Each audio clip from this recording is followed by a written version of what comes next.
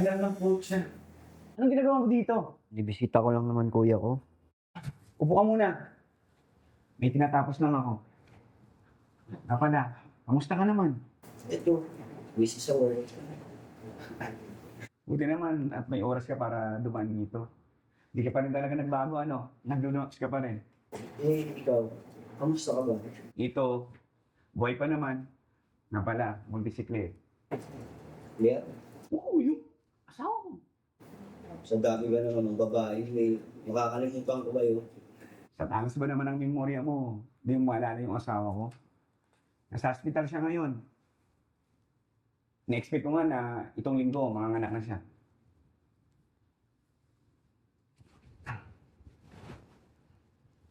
Teka lang ha. Sagutin ko lang, si Claire to.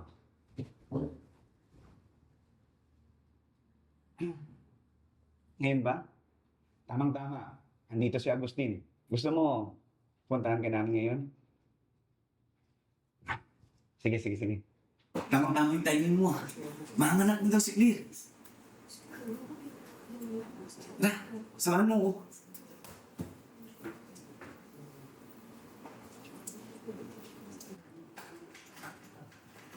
Pucha! Saan ka rin dito ah? Agustin! Tingnan mo nga to. Huwagin ko na si Kuya Freddy yung janitor natin.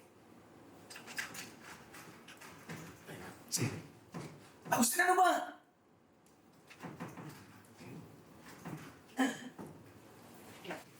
Ilan nga yan? Tulungan mo dito. Ibalik mo nga yan. Akin na nga yan. Ibalik mo. Ano, sira ulo ka ba? Para tayo bata eh. Akin na kasi yan. Ibalik mo na. Ano?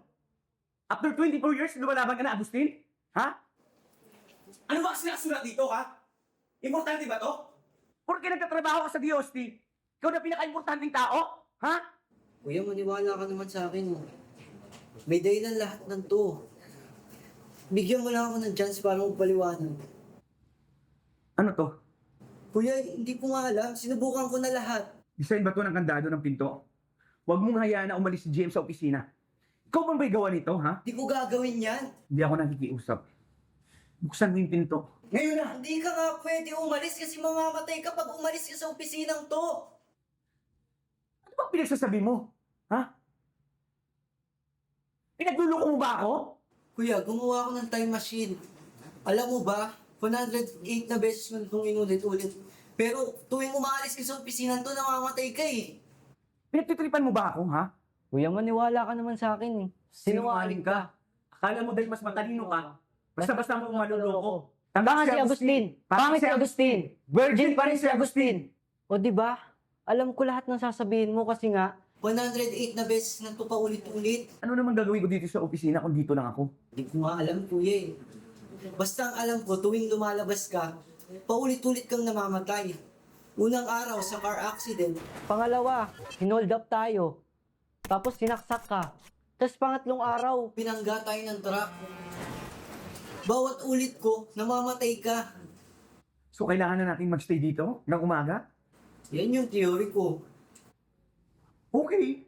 Since hanggang umaga naman tayo dito, mas maganda siguro may tugtugan tayo, di ba? balak sa buhay.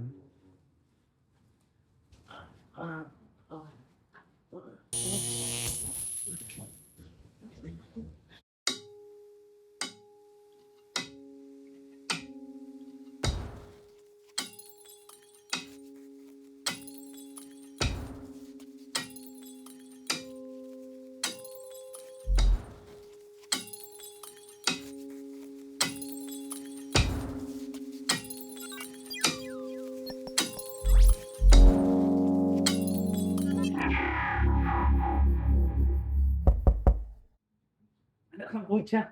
Nagagawa mo dito. Bibisita lang naman kita, kuya eh. Upo ka muna dito dahil may tinatapos lang ako.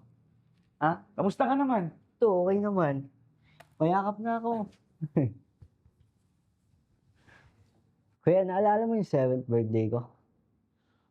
Oo naman. Nga pala. Ba't mo naman naisip yan? Ha? Wala lang. Naalala ko lang kasi naganda si mama nun, di ba?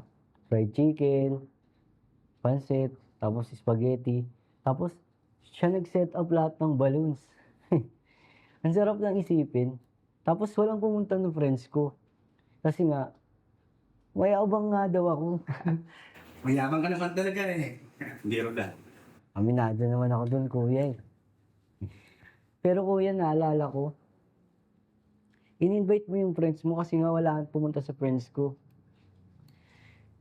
Naalala ko yun. Sobrang saya lang. Tapos naglalaro tayo ng baril-barilan. Kaya, dahil dun, sobrang tatatak na sa akin yung memories na yun. Ingat ka palagi ah. Aba. Teka lang ah. Ba't parang ang drama mo today ah? Wala. Namiss lang kita eh. Miss na kita. Gusto mo minsan magkape tayo? O kaya inuman na lang? Sige ba?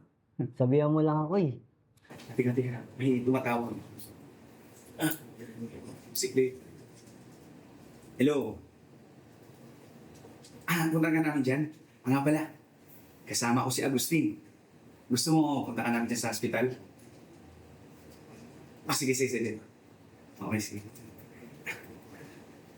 Ano? Samahan ba ako sa hospital?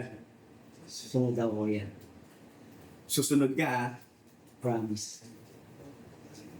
Sige na.